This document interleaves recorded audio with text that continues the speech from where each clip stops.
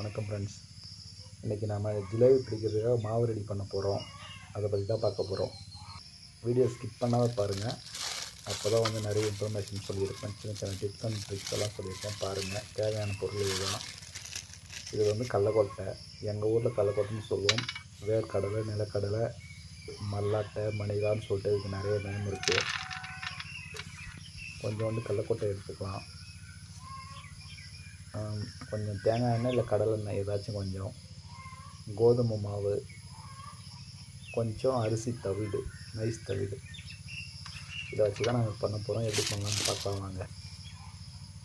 இந்த மாதிரி உருளையாக ஒரு கல் எடுத்துக்கோங்க. கல் எடுத்துகிட்டு அதை நல்லா நசுக்கிட்டு அப்படியே கொஞ்சம் கொஞ்சமாக நைஸாக அரைச்சிடுங்க. முதல்ல எல்லா கடலக்கொட்டையும் நசுக்கிட்டு அதே கல்லால் கொஞ்சம் நல்லா நைஸாக அப்படியே மாவு மாதிரி அரைச்சிடுங்க.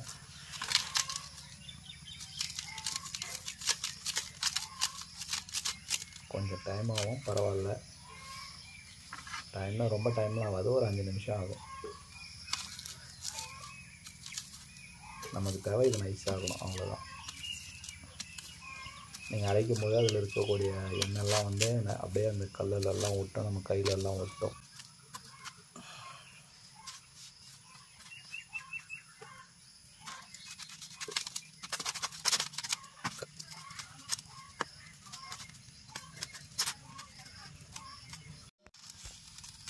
நல்லா தூளாயிடுச்சு ஃப்ரெண்ட்ஸ். இந்த மாதிரி நல்லா நைஸாக அரைச்சிக்கணும். அரைச்சிக்கிட்டு நம்ம எல்லாத்தையும் போட்டு மிக்ஸ் பண்ண வேண்டியது தான். கோதுமை மாவு, இது கோதுமை மாவு தான் போடணுன்னு இல்லை.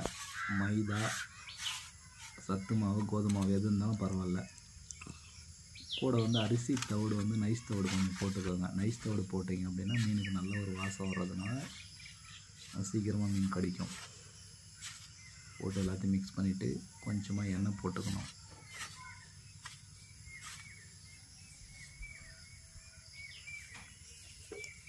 என்கிட்ட இப்போ தேங்காய் எண்ணெய் தான் இருக்குது, அதனால் தேங்காய் எண்ணெய் போட்டுக்கிறேன்.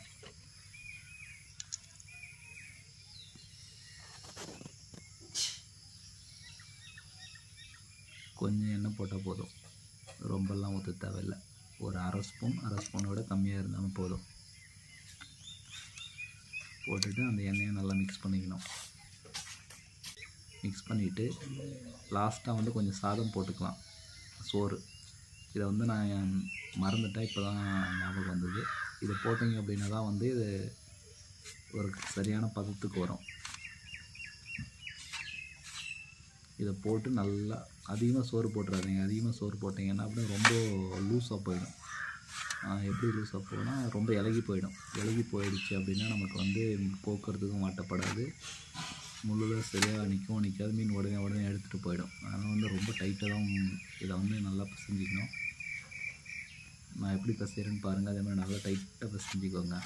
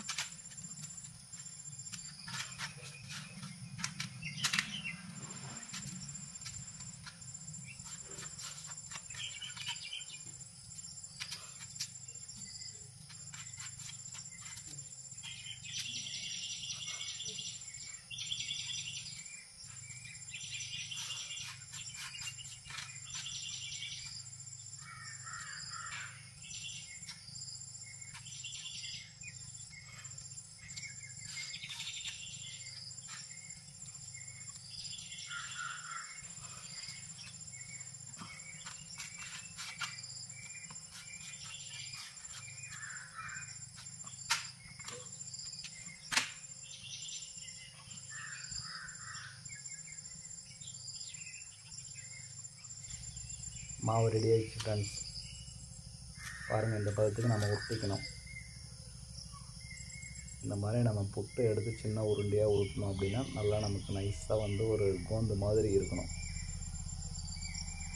சாஃப்டாக நைஸாக இருக்கும். அப்படியே இதை நம்ம உருட்டும் போதே வந்து அப்படியே ஸ்மெல் மூக்க தொலைக்கிற மாதிரி ஒரு நல்ல ஒரு வாசம் வரும், அந்த கடலக்கொட்டையோட வாசனை. இந்த மாதிரி உருட்டிட்டு நம்ம அப்படியே கோத்துக்க வேண்டியதுதான். இப்போ நம்ம அப்படியே போட்டு அழிச்சு வச்சுட்டு நம்ம கிளம்பிடுவோம்.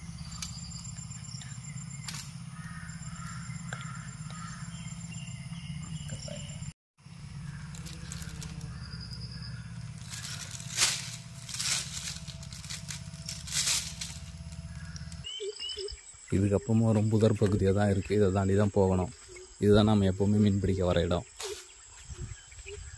பாருங்கள், ஆற்றுல தண்ணி வந்து கலங்கலாக போயிட்டுருக்கு.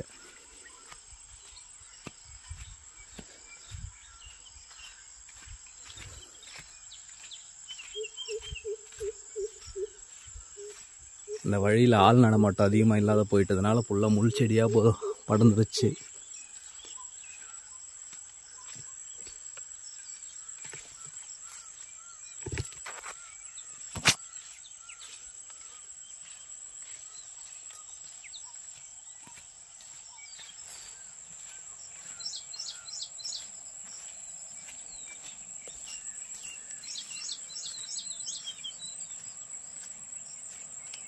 இங்கே பாருங்கள், வழியே தெரியல.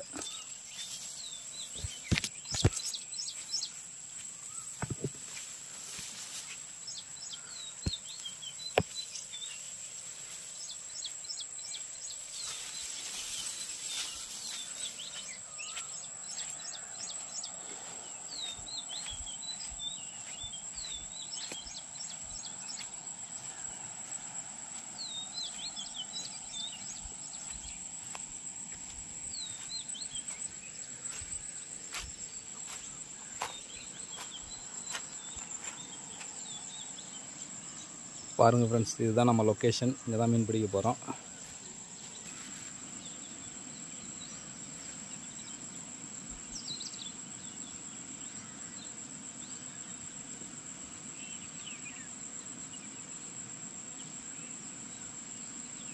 பாருங்கள் ஃப்ரெண்ட்ஸ், இதுதான் நம்ம தூண்டிலோட செட்டப்பு. இது வந்து சின்னது, இது வந்து பெரிய முள். இது ஒன்று சின்ன கருப்பாக இருக்குது சின்ன முள், ஆரஞ்சு கலர் இது பெரிய முள் கட்டி வச்சுருக்கேன். இதை போட்டு தான் ட்ரை பண்ண போகிறோம். பார்க்கலாம் வாங்க.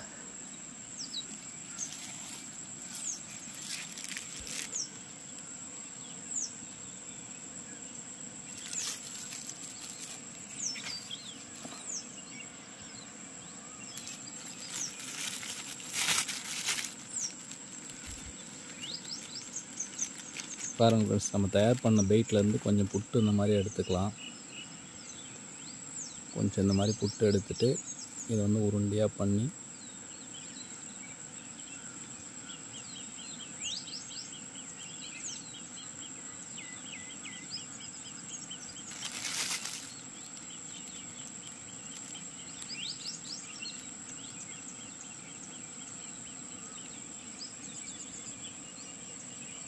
இந்த மாதிரி கோத்துட்டு இந்த பாறைக்கு அந்த பக்கம் தான் ஆறு இருக்குது. ஆற்றோட ஒரு பகுதி தான் இந்த பக்கம் ஒரு குட்டையாக தேங்கிக்கிட்டு இருக்குது.